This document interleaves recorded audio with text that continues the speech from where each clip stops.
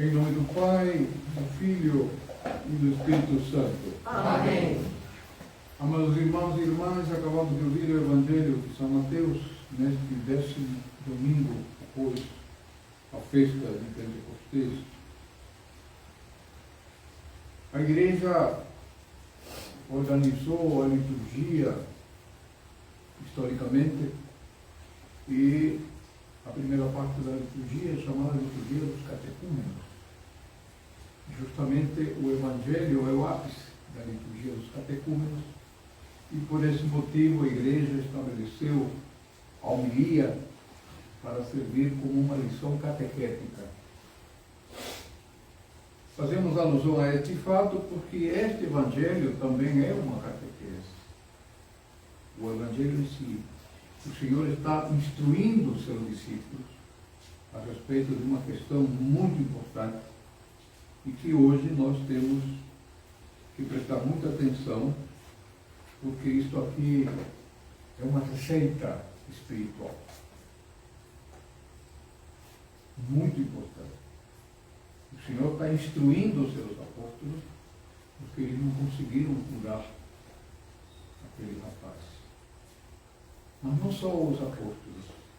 Todos nós, muitas vezes, não conseguimos curar as nossas doenças espirituais, físicas, morais, etc. Então, começa o Evangelho mostrando que havia uma multidão atrás de Cristo, e chega um pai de família desesperado, se ajoelha diante de Cristo e diz: Senhor, cura meu filho, que é lunático.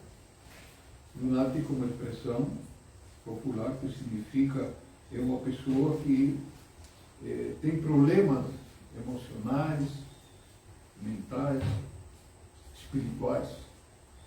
E o que é que significa ser lunático?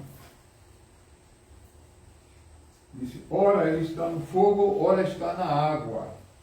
Quer dizer, essa polaridade, bipolaridade, é uma característica da nossa natureza humana decaída. Os padres da Igreja entendem que este trecho bíblico tem a ver com as paixões. As paixões. O que são as paixões? São essas emoções intensas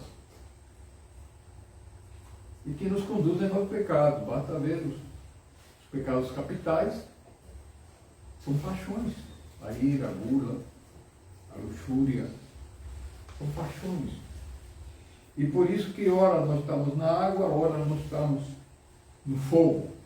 Essa instabilidade emocional é uma consequência disso. Então, o Senhor, veja a caridade do Senhor. Em particular, vai ensinar aos apóstolos, porque eles perguntaram, por que nós não podemos curá-lo? Pela pouca fé, respondeu o Senhor. E aí dá a receita, que é a receita para todos nós. Esse tipo de demônio, que as paixões são demônios que atuam na nossa vida, isso é real. Isso não é uma imagem folclórica ou literária, uma licença poética, não, é fato.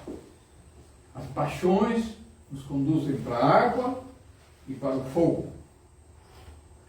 Isso é um fato.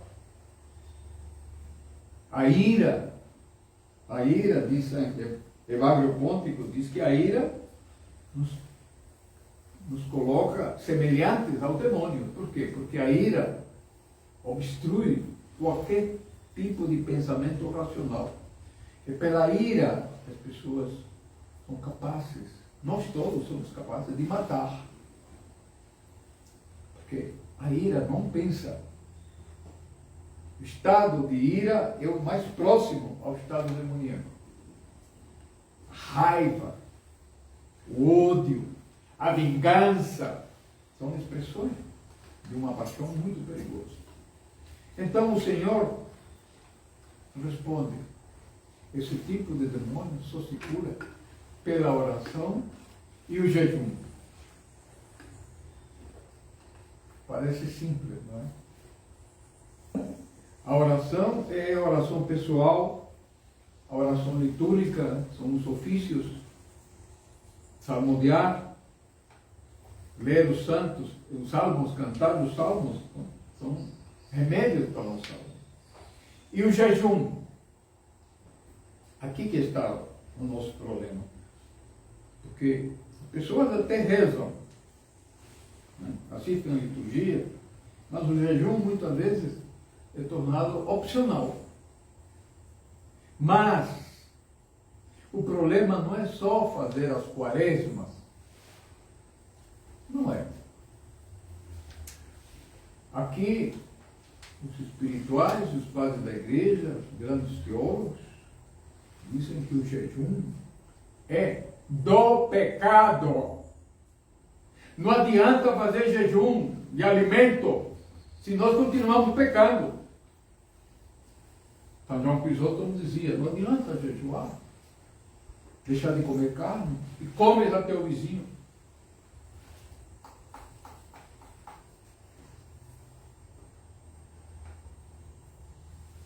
Jejum é deixar de se alimentar do pecado.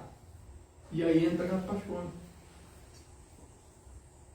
Os cristãos que aceitam a liturgia, mas gostam de expressões chulas, ofender, pensar, sentir, palavras ásperas, a irritação, a vingança. Isso é o jejum que Cristo está pedindo.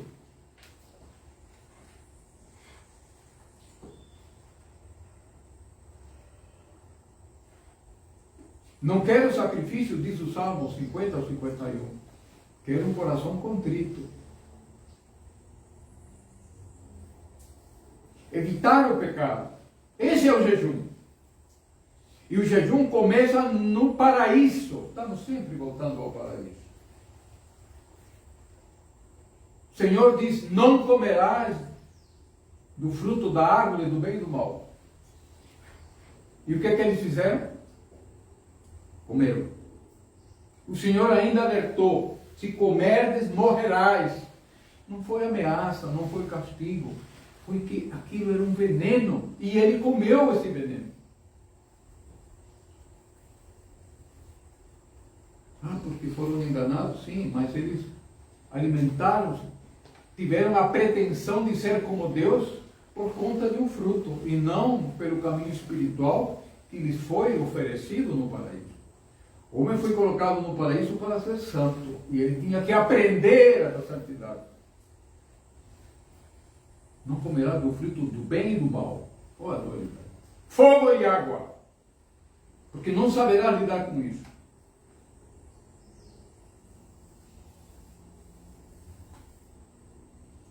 Evitar o pecado. Jejuar do pecado. É isso que o Evangelho nos pede. Porque jejuar da comida é fácil. Os faquires ficam 30 dias sem comer. Na Índia, fazendo yoga. Isso é um exercício físico, mas não é espiritual. Jejum e oração. Jejum. Jejuar do pecado. Essa é a regra. O jejum físico até ajuda.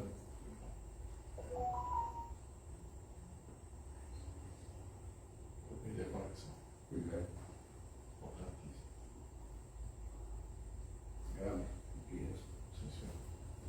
Portanto, amados irmãos, isto é catequese.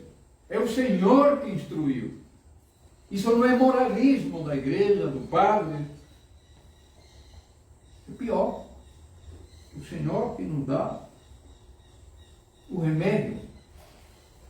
Disse o Salmo 1: feliz o homem que não segue o conselho dos ímpios, nem se senta com escarnecedores, mas medita na lei do Senhor e a cumpre.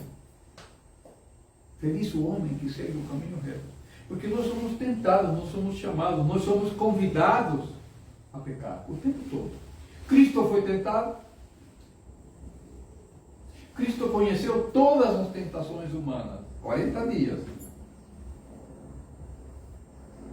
Ele viu tudo da nossa realidade decaída, que ele era homem. Ele conheceu a fraqueza humana. Ele conheceu. Portanto, agradecemos ao Senhor por esta catequese.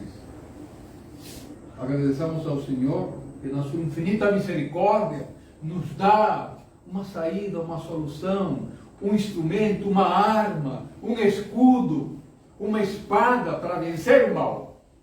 É por isso que no final do Evangelho diz para ele que o Filho do Homem ia ser morto, que 3 dias depois ressuscitaria. O que é Cristo ser morto? É que ele na cruz, ele mata o pecado.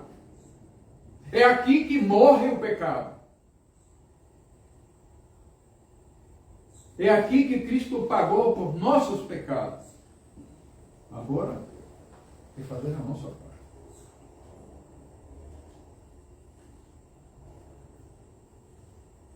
A ressurreição de Cristo é a nova vida, onde nem a morte, nem o pecado, nem o mal prevalecerão sobre nossas vidas. É isso que essa é a nossa fé. Por isso que o Senhor disse, homem de pouca fé. Porque nós ainda não acreditamos nisso. Que o pecado pode morrer. Nós acreditamos que o pecado é maior do que a graça de Deus. Essa é a lógica humana.